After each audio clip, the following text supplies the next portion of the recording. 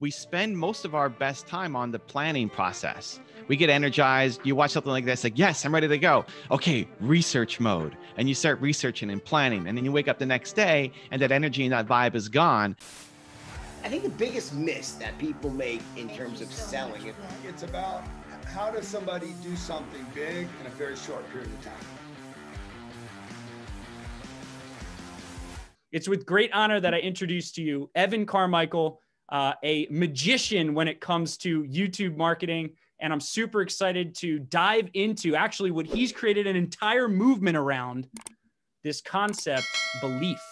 So Evan, what is the separator for someone like you who goes and builds a 3 million subscriber YouTube channel and the hundreds of thousands of other people who never even get close to that? Well, first off, thanks for having me, Bill. You got a great audience as always. It's awesome to be back here. I'm always jacked up to talk about entrepreneurship and especially YouTube, because I think so many of you have a mission, a message, something inside you that never gets shared, that doesn't hit the world. And I'm a big believer that your purpose comes from your pain, so that the thing that you struggle the most with in life as a human is what you want to help other people through. And you've got a message that you want to share. And so I love the question. My most important core value is belief. It's on the back of my hoodie. It's all over my YouTube channel. If you guys have seen my content, for me, it breaks down to two things: inspiration and action. Inspiration is, are you around the things that make you want to play a bigger game? Like being here, this is inspiration. This is great. You get to listen to Bill. He brings in all these great guests. That creates inspiration. That makes you want to level up, to play a bigger game. It's like, it's possible. Because the thing for most achievers, the thing for most of you is you're probably the most ambitious person that you know, right? You're probably the most successful person in your circle. And so it's easy to not get lazy, but it's easy to coast. And it's easy for the people around us to come to us for help. Your friends are coming to you for help. They're saying, how do I do this? You're the most optimistic, ambitious, aggressive person in business that you know. So when you can get around people who are doing more, it reignites that fire. And so whether it's joining a mastermind like this, you get to hear from Bill, who's had so much success, and all the people that he's brought on, or you're watching videos, or you're listening to podcasts, or whatever the thing is that makes you feel like you are capable of doing so much more. We don't wake up like this. I don't wake up, on fire, like, yes, Tuesday. No, maybe Bill does, but I don't. But the difference is that the routines and the habits and the people that you surround yourself with that pull your energy up. So it's great to get motivated, to get inspired. I think you need that every day. But that's not enough, right? Like, just watching this mastermind call isn't enough. Just reading a book isn't enough. Just watching some YouTube tips isn't enough. The next step is, the point of all that inspiration is to give you the courage to take action. There was this awesome message in the chat just before we got started from Nina, who wrote in, and shout out to Nina here in the chat. I made some tweaks to our firm's YouTube thumbnails based on your recommendations you shared, and we had a 3% click-through rate increase, which was huge. So thank you. So Bill, to your question, like, what's the difference? The difference is people like Nina who then take the action. And that's why you should be in a group like this. You come here, you're here for 90 minutes. You may get 18 different ideas from all the sessions and the speakers and Bill and all his knowledge and everything. Great. What happens after the 90 minutes? Because if you just leave on this motivation high, that's not enough. I need you to be like Nina. You need to be like Nina, who then goes and takes one piece of the advice that you learned here today and apply it to your business or life so you can start seeing better results. And that combination is how you start getting belief. The inspiration, which is this momentary thing that is fleeting, but then the action, now Nina believes that she can have another increase and another increase. Now she starts seeing more and more and more results. So that's how I would tackle the question of belief. Wow. So I think action creates momentum, creates belief, right? So talk to us about, like, when do you shut off the thinking brain? Because now, like, hindsight's 2020. You've built this amazing YouTube channel. You've changed probably millions of people's lives by this point. And looking back, okay, hindsight's 2020. You got to do all this stuff to your thumbnails. You got to do all these little optimizations. You got a better click-through rate. But in the moment when you were in massive action mode, talk to us about that momentum avalanche where you're just stumbling into the next set of momentous actions and then ending up where you're at now. Looking back, I understand you can now reverse engineer what worked, but talk to us about before that. Like, how did you stumble into just massive output when you were building your success? The biggest thing for me was just feeling like the work that I was doing was important. And I think this is where, you can have revenue goals, you can have, firm size goals, you can have YouTube subscriber goals, but that's not enough. Everybody wants to wake up and feel like the work I'm going to do today matters, whether it's going to matter on a big scale, you're going to reach lots of people, or it just matters to one person. We all want to feel like every day we wake up and what we do matters. So in the beginning, it was a long, tough road through YouTube for me. I made a lot of mistakes. I was shy and introverted and still am. It doesn't come across in settings like this because, introverted, shy people still want to serve and still want to help. But I had that voice inside my head to say, well, I can't have success on YouTube because I hate being in front of the camera and I don't need to have the spotlight on me. And I don't like being the center of attention and all these stories that we tell ourselves. So for me, it was always looking at the comments at the beginning. I looked at, one person left a comment and that it touched their life. That gave me the incentive to want to go and do another video and another video and another video.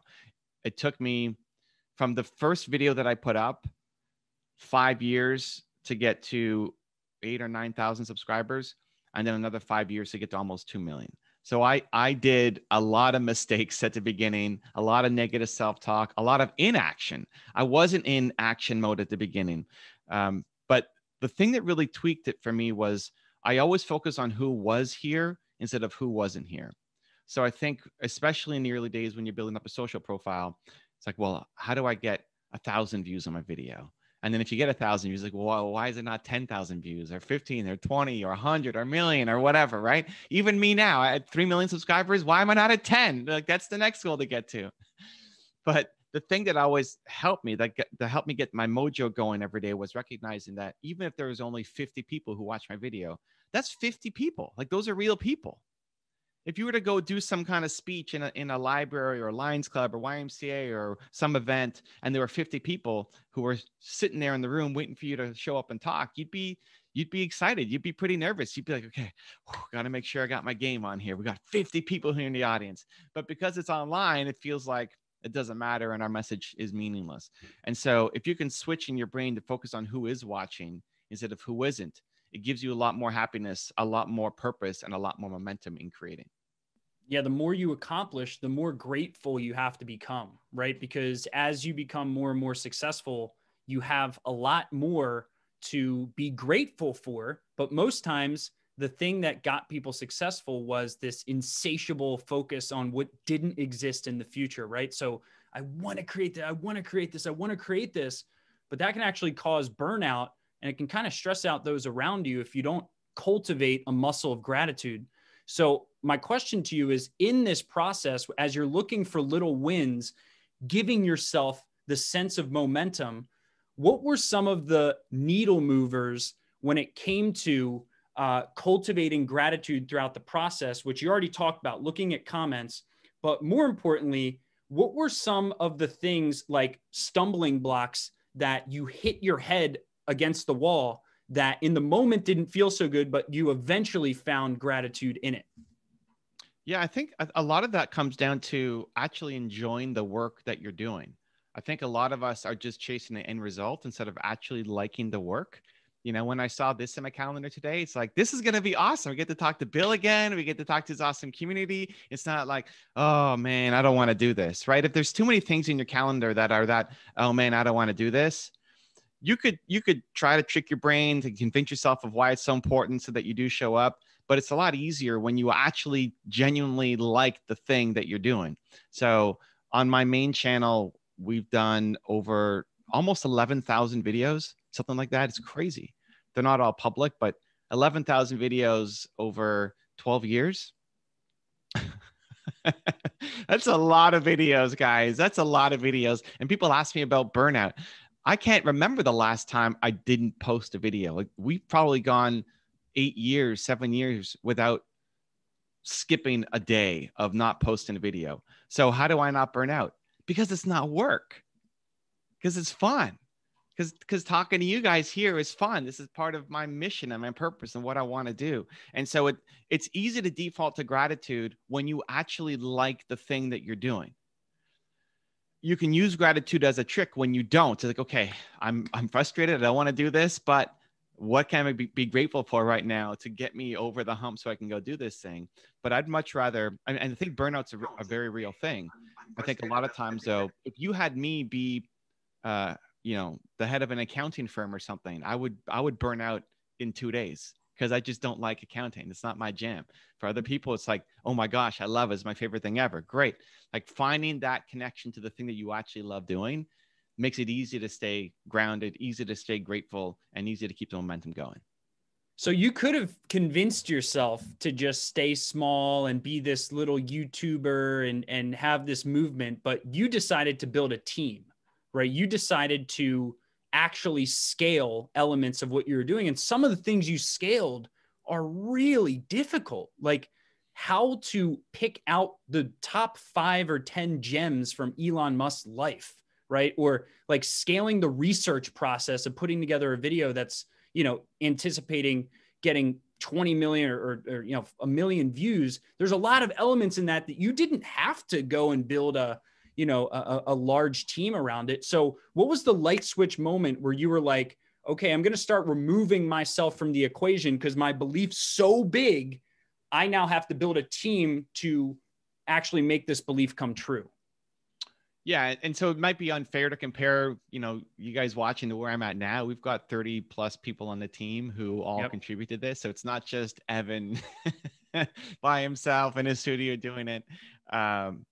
What really helped me was actually in the early stages. So first, I had already built and sold a biotech company before. So I already started thinking business. It wasn't just, oh, I'm going to come and create some stuff and I hope something happens. And it was already thinking it as a business from the get.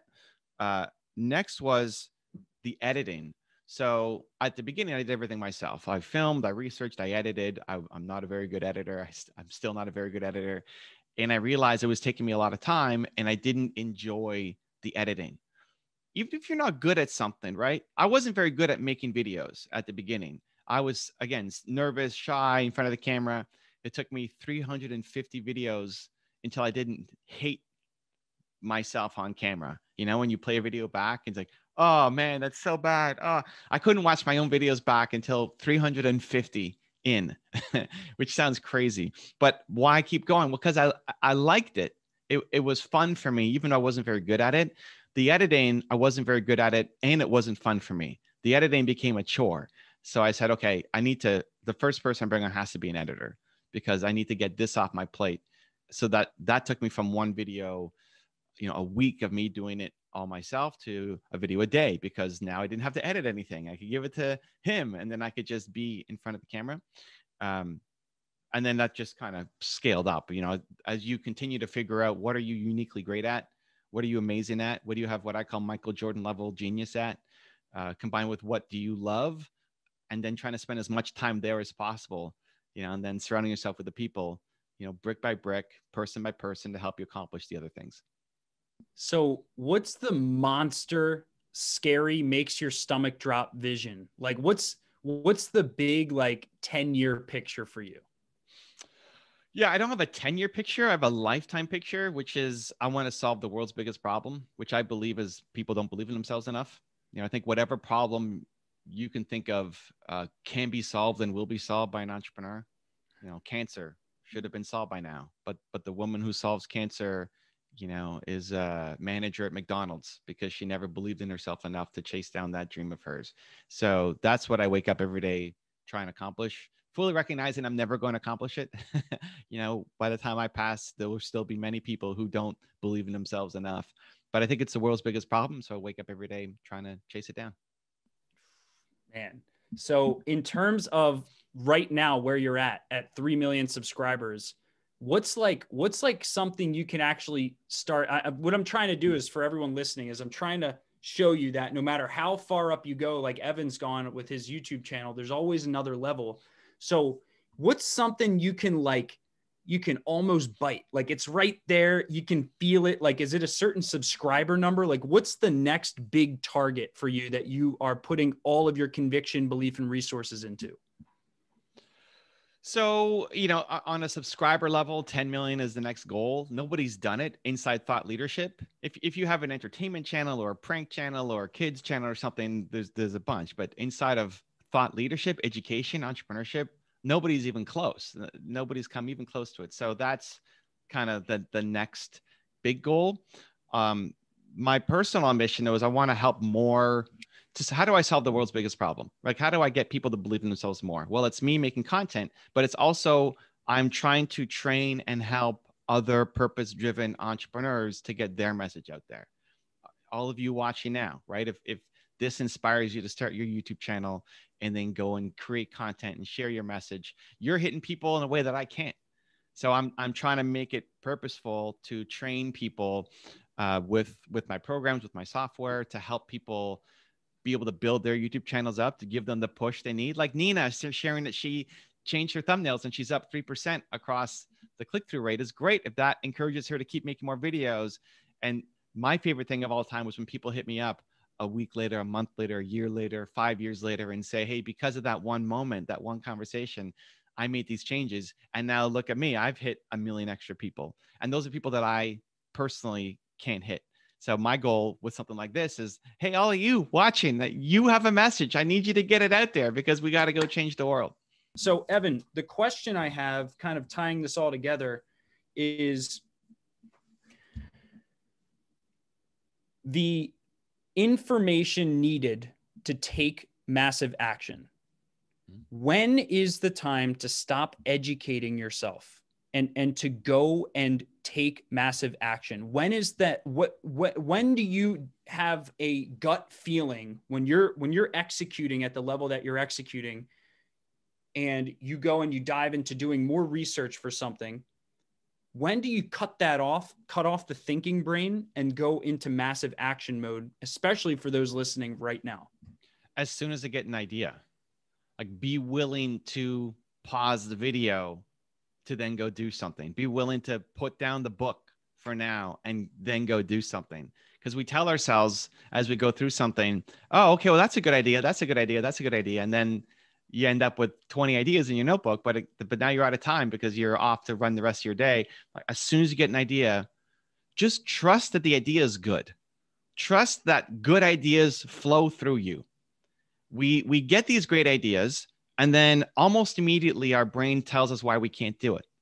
Like, oh, I can't do this because I can't do YouTube because I don't know anything about cameras and I'm an introvert and I don't know how to get started. And so we spend most of our best time on the planning process. We get energized. You watch something like this, like, yes, I'm ready to go. Okay, research mode. And you start researching and planning. And then you wake up the next day and that energy and that vibe is gone and your head takes over, or you talk to your friends and they tell you that you're crazy. You can't do this. You didn't go to school for this. You don't have the money or the background for this. And then we don't do it.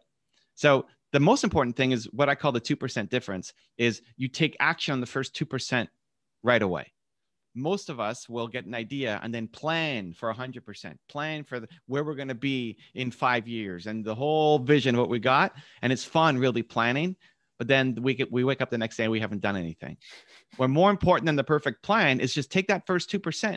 What's the first 2%? Make a video, right?